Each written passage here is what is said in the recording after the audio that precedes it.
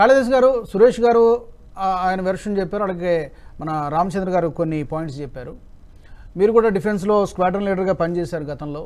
ఈ operation thunderbolt repeat కాబోతోందా అని పర్టికులర్గా దాన్ని ఉదహరిస్తూ ఉన్నారు. What is it actually?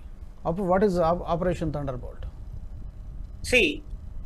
Operation thunderbolt మా మీద జరిగినటువంటి అటాక్ని మేము ఖచ్చితంగా రియాక్ట్ చేస్తాము.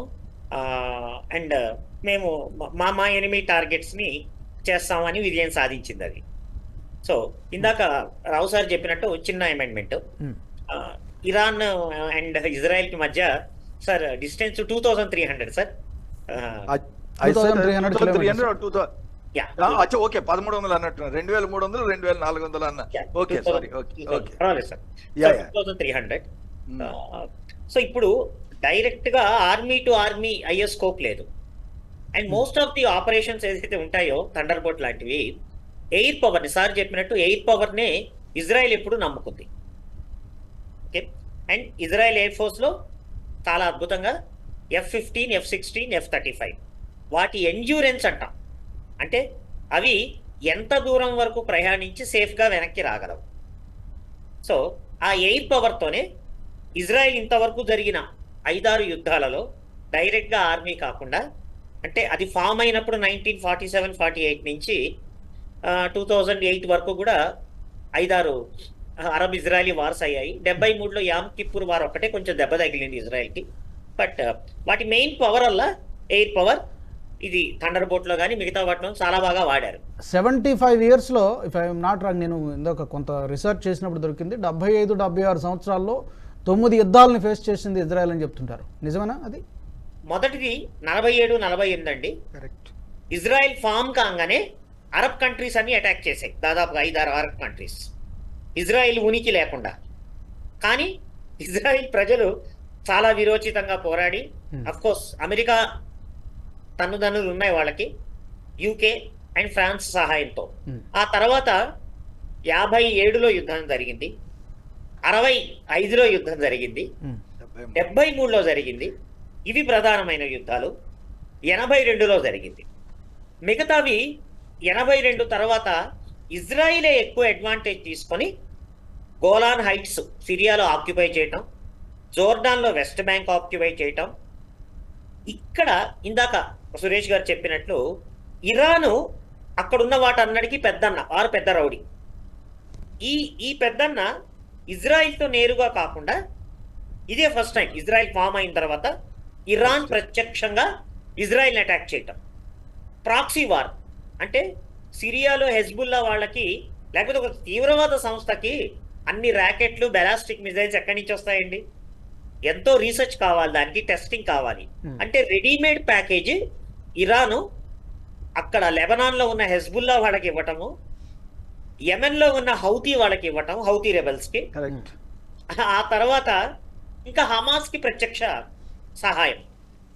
సో అంటే నిరంతరము ఇరాను ఇజ్రాయెల్ని ఎక్కడో అక్కడ అదుపులో పెట్టడం, వాళ్ళని ఇబ్బంది పెట్టడం అన్నది వ్యూహంగా పెట్టుకున్నారు. ఆ పరిణామంలో హమాస్ గత అక్టోబర్ నాడు కొన్ని ర్యాకెట్స్ని ప్రయోగించటం, ఇంకా అక్కడ రావణ కాష్టం రగలటం ఈ రోజు వరకు రగులుతూనే ఉంది. ఇదే అవకాశంగా అసలు హమాస్ని, పాలస్తీనాను అంతం చేసేద్దాం అన్నట్టు ఇజ్రాయిల్ పగబట్టినట్టు స్పష్టంగా కనపడుతోంది. ఈ కార్యక్రమంలో చేతికి మట్టి అంటకుండా ఇరాను వాళ్ళ రెవల్యూషనరీ గార్డ్ కమాండర్స్ సిరియాలో కాన్సులేట్లో సమావేశం అయ్యారని చెప్పి ఇజ్రాయలీ ఇంటెలిజెన్స్ కి సమాచారం వచ్చి దాన్ని ముందుకు పోనీయకుండా వాళ్ళు బాంబింగ్ చేశారు. చేస్తే ఇందాక చెప్పినట్టు ఇరాన్ స్పష్టంగా చెప్పింది, ఇది మా కౌన్సిలేట్, ఏ దేశంలో అన్నా ఉండనివ్వండి, అందులో మా కమాండర్స్ని చంపారు కనుక మా మీద అటాక్ అయినట్టే. అయితే ఇందాక రావు సార్ చెప్పినట్లు ఇరాన్ దగ్గర ఉన్న మంచి power, ballistic missiles and drones, ఇవి చాలా అభివృద్ధి చేశారు వాళ్ళు, చాలా దేశాలకు ఎక్స్పోర్ట్ చేస్తున్నారు. అవి ఇజ్రాయెల్ దగ్గర లేవా? ఉన్నాయి కానీ ఇరాన్ కున్నంత సంఖ్య లేదు. చిన్న దేశం, ఇరాన్ కున్నంత సంఖ్య లేదు. ఎందుకంటే ఇరాన్కి మిగతా ఇరాక్తో షటలే అరబ్ వారు 10 ఏళ్ళు కొట్టుకున్నారు.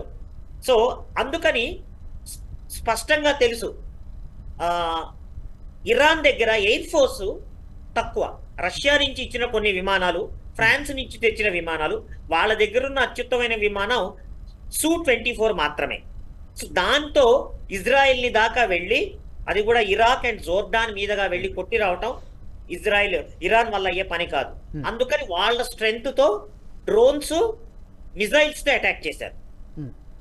ఒక మిలిటరీ ఎక్స్పర్ట్ గా ఒక ఆశ్చర్యకరమైన విషయం, ఒకేసారి 300 missiles and combination drones and missiles వేయటం అంత ఆషామాషి వ్యవహారం కాదు. రెండవ సర్ప్రైజ్ ఏంటంటే, ఆ 300లో 99% మందిని, 99% వాటిని ఐరన్ డ్రోమ్ ఫస్ట్ లెవెల్లో, Arrow 2 సెకండ్ లెవెల్, Arrow 3 అంటే ఎండోస్ఫియర్, ఎకోస్ఫియర్, ఆ అట్మాస్ఫియర్స్ లో అసలు ఇజ్రాయెల్ భూభాగం మీద పడే లోపలే మేము 99% సర్వనాశనం చేసేసాం అంటోంది. ఇక్కడ కీలకమైన విషయం ఒకటండి, ఎటువంటి ఆపరేషన్ బాంబింగ్ జరిగినా there is something called battle damage assessment అని ఉంటుంది.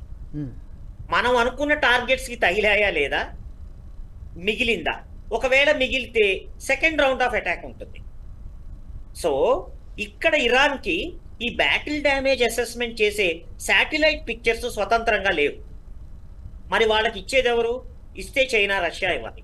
వేరే ఇజ్రాయెల్ కి వాళ్ళ సొంత satellites, American satellites, France satellites ప్రపంచంలో కంపేర్ చేస్తే అత్యుత్తమైన ప్యాకేజ్ అవి ఖచ్చితంగా ఇస్తోంది. సో ఈ రోజు ఈ క్షణాన ఈ 2 అటాక్స్ లో ఎవరు ఎంత అవతల వాళ్ళని డ్యామేజ్ చేశారన్న అసెస్మెంట్ అవుతుంటుంది. రెండవది, ఇరాన్ చేతిలో ఇప్పుడు బాల్ ఉంది. తను చేసింది అటాక్, ప్రతీకారంగా ఇజ్రాయెల్ చేసింది. సో నెక్స్ట్ స్టెప్ తను ఏ రకంగా చూడాలి అంటే, ఈ వార్ అనేది కొద్ది రోజులు ఉంటుందా లేదా 1-2 నెలల పాటు కొనసాగే అవకాశం ఉందా? మీ అంచనా ఏంటి సార్? అసలు వార్ అంటే ఒక ఆబ్జెక్టివ్ ఉండాలి. ఎందుకోసం? ఊరికి చిన్నపిల్లల ఆట కాదు, ఒక స్పెసిఫిక్ గా. ఎందుకంటే ఆల్రెడీ ఇజ్రాయిల్ హమాస్ తో భయంకరంగా యుద్ధం చేస్తోంది. పక్కలో బల్లెం లాగా హిజ్బుల్లా వాళ్ళు నిరంతరం అటాక్ చేస్తున్నారు, వీళ్ళు అటాక్ చేస్తున్నారు. అంటే ఆల్రెడీ 3 fronts తో చేస్తోంది. హౌతీ వాళ్ళు రెడ్ సీలో ఇజ్రాయెల్ కి సంబంధించిన ఆర్ ఎలైడ్ ఫోర్సెస్ కి సంబంధించినటువంటి ట్యాంకర్స్, షిప్పులను అటాక్ చేస్తోంది. అంటే ఇజ్రాయెల్ ఆల్రెడీ ఈ ముగ్గురుతో తలమునకలుగా ఉన్నది. ఇప్పుడు 4th ఇరాన్ కూడా ఎంటర్ కావటంతో ఏం చేయాలి, వాళ్ళని ఎలా కంట్రోల్ చేయాలి? ఇజ్రాయెల్ జాతిలో కానీ ఇజ్రాయెల్ ప్రజలు ఇన్ని దెబ్బలు తిన్నారు కాబట్టి ఒక భయంకరమైనటువంటి ప్రతీకార జ్వాల ఇచ్చ వాళ్ళలో ఉంటుంది. అందుకే అమెరికా వార్నింగ్ ఇచ్చినప్పటికీ నెతన్యాహు నేను ఊరికినే ఉండను అన్న మెసేజ్ ఇరాన్కి ఇవ్వడానికి ఒక అటాక్ చేశారు. సో నెక్స్ట్ ఇజ్రాయెల్ని ఇంకెలా చేయాలి? ఇప్పుడు ఇరాన్కి ప్రస్తుతం ఉన్న పంచాయతీలో మా రెవల్యూషనరీ గార్డ్ కమాండర్స్, మా కౌన్సిలేట్ భవనం, సరే బిల్డింగ్ ఏముంది ఇవాళ కాకపోతే రేపు కట్టుకోవచ్చు, కానీ వాళ్ళ కీలక నేతలు డమాస్కస్లో చచ్చిపోయారు. దానికి ప్రతీకారం ఏమిటి? అక్కడ ఆర్మీ కమాండర్స్ కానీ, ఆర్మీ కానీ, ఎయిర్ ఫోర్స్ కానీ వాళ్ళ ఎసెట్స్ ఏమీ డ్యామేజ్ కాలేదు. సో పోర్టు ఇరాన్ బగ్గిలో ఉన్నది. వాళ్ళు అక్కడతో ఆపుతారా, లేకపోతే ఇంకొక లైన్ ఆఫ్ అటాక్ ఏమైనా ప్లాన్ చేస్తారా? ఓకే, ఈ వీడియో మీకు నచ్చినట్టయితే లైక్ చేయండి, 10 మందికి షేర్ చేయండి. అలాగే కామెంట్ల రూపంలో మీ అభిప్రాయాలను మాతో పంచుకోండి. Nationalist hub group of channels ను సబ్స్క్రైబ్ చేసుకుని తెలుగునాట జాతీయవాద జర్నలిజాన్ని ప్రోత్సహించండి. ఈ వీడియో కింద ఉన్న బెల్ ఐకాన్ పై క్లిక్ చేయడం మర్చిపోవద్దు.